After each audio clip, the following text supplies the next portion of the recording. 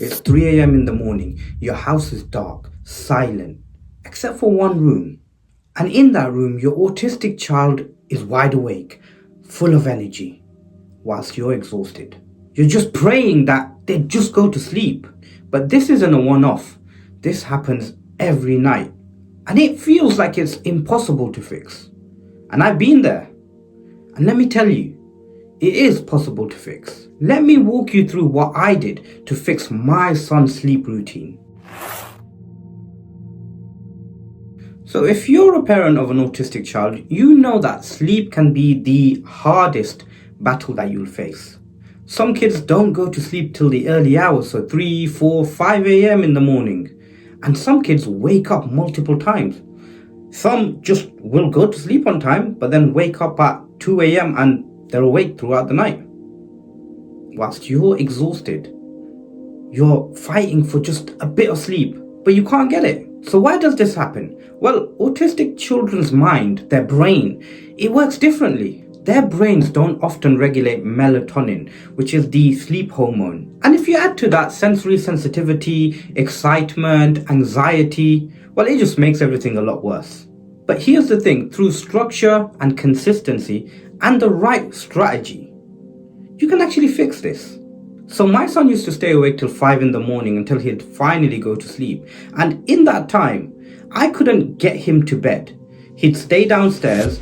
I'd have to top him up with milk continuously. He'd play, he'd shout, he'd yell until he'd finally crash out on the sofa, and then I'd pick him up and bring him to bed. And this was leaving me exhausted. I mean, not just me, my wife, my family. It just wasn't working for us. Add to that he'd wake up midday, so 12, 1, 2 p.m. It was horrible, to say the very least. And I know you're going to say, well, why don't you try taking him to bed, letting him stay in bed? We did. We tried to take him to bed at 9 o'clock, 10 o'clock, 11 o'clock. He'd just come downstairs again. It just wasn't working. And it's especially more difficult when you have other children as well. And sometimes that just left you feeling like you're failing him as a parent. And unfortunately, all the help out there, it just wasn't working for us. The online forums, the therapists, the specialists, wherever have you, the doctors, it just wasn't working. Because every case is different. You have to analyze your child and construct what works for you.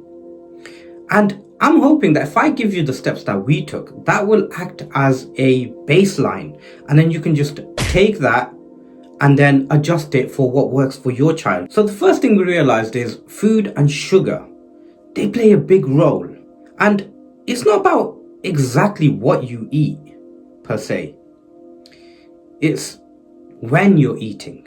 Just think about it. As an adult, if you eat a heavy meal before bed, let's say 9 o'clock, had a heavy meal, went to bed, you're not going to fall asleep straight away. It just won't work. Your body is busy digesting, going through the digesting process. Well, your child is doing the same thing. So if you feed your child at, let's say, 8, 9 o'clock, or with autistic children, when they go to sleep really late, wake up really late, you might feed them much later for their final meal. And the later you're feeding them, it's rising their metabolism. It's pumping their blood sugar. And that's what's causing it harder for them to unwind, relax, and go to sleep, because their body is wide awake. So here's what we decided. Here's what worked for us. When my son went to sleep at 5 a.m. and then woke up at 1 p.m., we fed him breakfast, did whatever we had to, fed him lunch at, let's say, 3 o'clock. Even if he eats a little bit, considering he's just had breakfast at 1, he may not want to eat much at 3, but we still tried even a little bit. By 8 p.m., he had to have his last meal. I mean, sometimes we'd stretch it to 8:30 because he took a bit longer to eat, but he'd have to be finished by 8:30 p.m. That's it. Doesn't matter what time he goes to sleep, that's it. That's the cutoff point. But add to that, we also restricted his sugar. So if your child is having a lot of sugary products, it doesn't have to be sweets, could be juices, could be natural sugars that we find in fruits. It's still sugar. We had a cutoff point, 6 p.m., no more sugar. Because that spikes energy. And for autistic children who already struggle to regulate their body's clocks, if you will, giving that spike of energy, that rush of sugar, it just makes everything even worse for you. Now, once we set them cutoff points, and don't get me wrong, you're not going to be able to get that in place in one day. It's going to take time to get that all in place. But you have to implement a cutoff point. Before I continue, I am going to say this is about consistency. Don't expect that this will fix your child's sleep routine straight away. That's not how it works. You have to slowly get them into a routine. And you start off with food. And yes, some of you may say, well, we feed our child by 6 or whatever time you do. If you have a cutoff point, perfect. If not, have a cutoff point. Now, where my child was sleeping at 5 a.m., we made 8 p.m. the cutoff point. And for the first few days, this is going to be a bit of adjusting for them. They may not eat as much. But if you want to fix it, a bit of tough love is kind of important because you're doing it for their benefit. Understand, autistic children thrive on routine. It gives them comfort, predictability, a safe place. So routine is very important, but you can't just say, here you go, this is the routine. No, it doesn't work that way. You have to do it in steps. So food first. Now, once you've got that in place, automatically you will see as you do that, slowly, they're starting to get a bit more tired, maybe want to go to sleep more. The other bit that's important is, and it's part of the routine, getting your child washed. Now, we used to give him a bath. So 8 o'clock, by 8, he's finished eating. An hour later, 9 o'clock, he's had a bath. And sometimes when we don't give him a bath, especially on cold weathers, we'll wash his hands and feet and face. It's not just about cleanliness. It is also about that routine. So he knows food finished, washed, and also change his clothes, get him into his pajamas. Have sets of clothes that is only for bedtime, that he knows this is my bedtime clothes. In fact, my son will go and get his bedtime clothes because he knows that's part of the routine. So by 10 p.m, we'd bring him to bed. The next step is comfort. Now, there's nothing worse than bringing your child to bed, going through all of those steps, bringing him to bed, and then he just gets up and runs back downstairs again. You have to make bed seem comfortable for him, a place where he wants to actually be.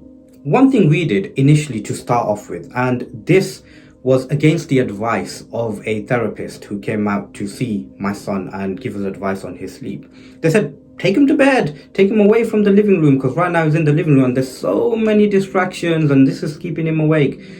But that doesn't work, because when you take him to bed, he'll just get back up and run downstairs again. And then you're playing this game of carrying him back up and him running back downstairs. This was making it worse. He wanted to be downstairs because his distractions were there. So initially what we did when we brought him to bed, we gave him his favorite toy in bed. Or sometimes we'd let him play on his iPad for a little bit. But he was in bed doing that. He wasn't downstairs, which not only allowed my body to just rest, so I could just lie next to him, watch him whilst he was just playing in his room, but it also got him used to being in his room. Another important thing is weighted blankets. What that does, if you imagine your child when they were in the mother's womb, it was nice and cozy, tight, safe. When they're born, they look for that. This is why we wrap them tightly with blankets.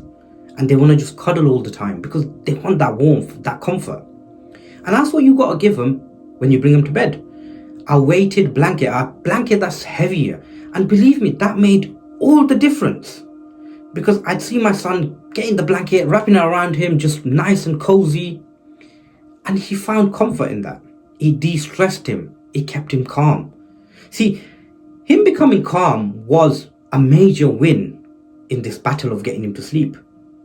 It was 80% there. Getting your child to become calm is 80% of the battle. And an important note here, when you reach that stage, so when you feed your child, give them a bath or wash them up, change their clothes, bring them to bed, let's say 9 o'clock, 10 o'clock, you bring them to bed. Turn off the lights, it's completely dark, no night lamps or anything like that. Believe me, autistic children, at least in my experience, they're not scared of the dark. They like it. It calms them down. Right? So, as long as you don't leave them on their own. Stay with them until they go to sleep, of course. They have their favorite toy, maybe, milk bottle or iPad, whatever have you, right? They're in bed. This is the time to talk to them and bond with them. It's the perfect time. And for the Muslim audience, read Quran to them, do dhikr, tell them stuff, teach them stuff. They listen. My son would often, whatever he was doing, put it down and he'd just listen. And in fact, now he talks back. He talks more during the night. Sentences. He's non-verbal. They said he'll never talk. Most likely he won't talk. He says sentences.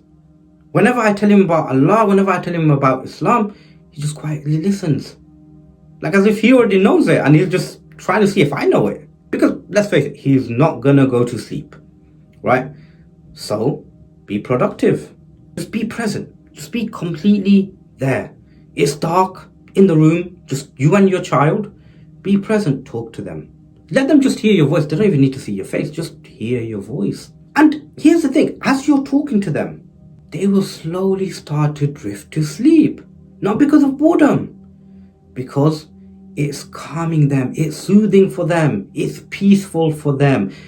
Your voice, their parents' voice, is their lullaby, is a soothing thing for them. And my son, what I found as I was doing that, he was slowly drifting to sleep. So 5 a.m. became 4 a.m., 3 a.m., 2 a.m. till 10 p.m. And once you get them down to 10 p.m., getting them down to 9 p.m. or 8 p.m.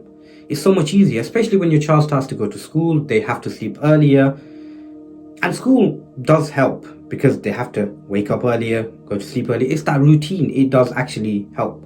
So the reason I said 10, when your child is sleeping in the early mornings, you can't do a 7, 8 p.m. sleep time. So 10 just kind of seems like that good number to kind of target. 10, 11 is that good number to kind of target in the initial stages. And your son in the first few days will sleep a bit less because as you're adjusting the sleep, so as 5 a.m. became 4 a.m., you also want to wake them up that bit earlier as well. And whilst they start to adjust, that starts to reset their clock. Now, this is what worked for us. Take it, adjust it to your child.